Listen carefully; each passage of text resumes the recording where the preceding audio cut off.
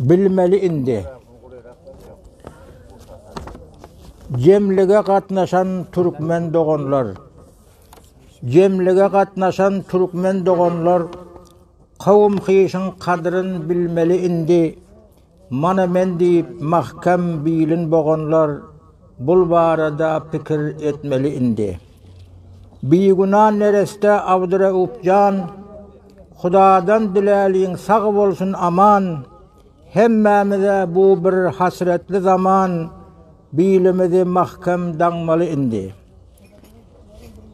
9 yaşlı çağa ilmin uğrunda, 4. sınıf ibtidaya dövründe, talancılar aldı Mazar şehrinde, bulvarada tedbir almalı indi.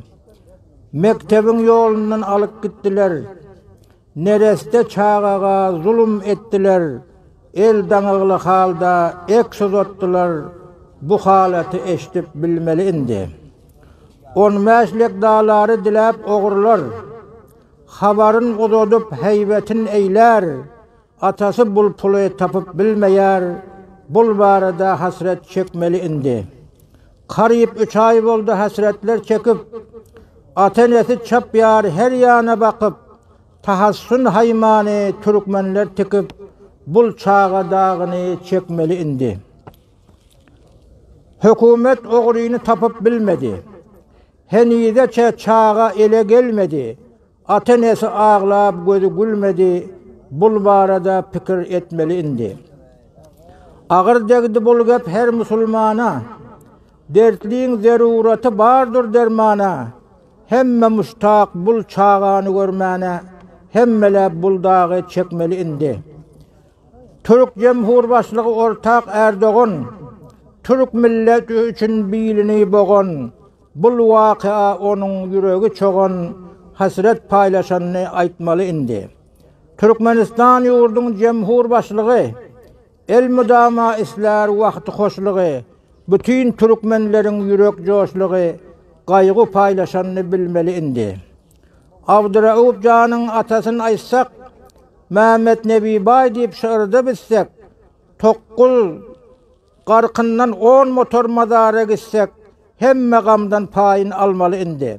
Oyonğun uğudan gayratlı Türkmen, hukuk soramanın zamanı Türkmen, aytgın hakikati canından korkman, dost düşman sırrını bilmeli indi.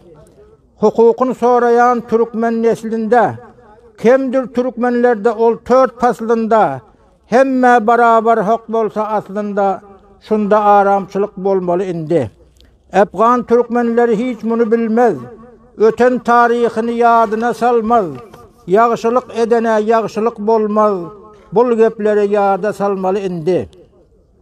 Birini dikeldip izinde dursak, ona karşı bolman buyruğun kılsak, bilimliler bilen her jaya varsak, şol barada fikir etmeli indi. İttifak bolanlar menzile yeter. Yeke yolu düşen yollarda yiter. Mürdalar hemişe hatları biter, bul gepleri mudam bilmeli indi. Biri öňe düşse Türkmenin äri, öňe düşmesin deyip tartarlar bäri. Garibin hudadır hemişe yari, bul gepleri yada salmalı indi. Yalan aytýan adam hoş bolup gülmez, birleşik barada hiç fikir kılmaz. Yalanı çıksa da perwayı bolmaz, sıra aytman ondan kaçmalı indi.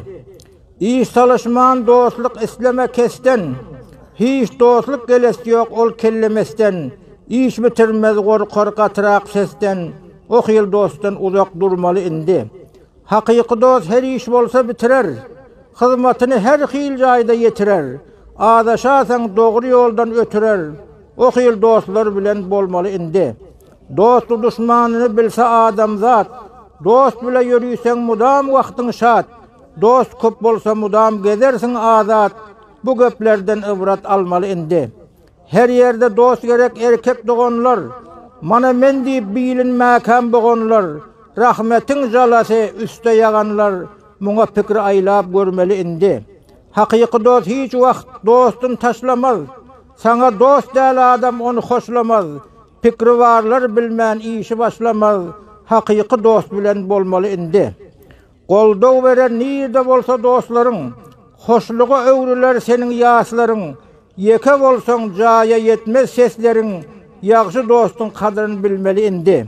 Zalimlara mülkde etjegini etdi, köp batyr ýigitler ortadan gitdi. Edermen jowanlar dünýadan ötdi, hemelep agdy bir bolmaly indi. Taryhyna düşünmedik betkärler, musulman doganyny mudam aldarlar, haky tanýyn öz doganyny goldarlar, hakykaty tanyp bilmeli indi. Osmani dir mazlumlara yar bolgun, dost eslese mudam ýanda bar bolgun, mazlumlara mudam medetgar bolgun, indi şeýri ahir etmeli indi. Nazım Ustad Seyit Murad Osmani Karkni.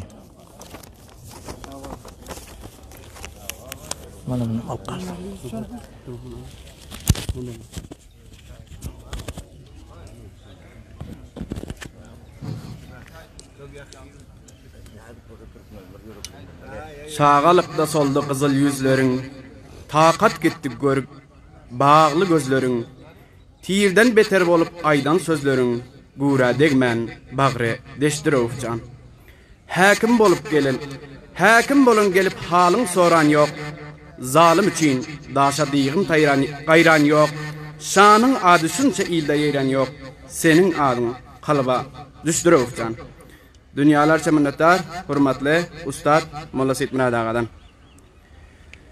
Ekser gelip bilmedikler hem Türkmen obalarında her üyde Abdurrahman için gam çekiyorlar, azat boluşluğunu isliyorlar ve namaz izinden dua ediyorlar.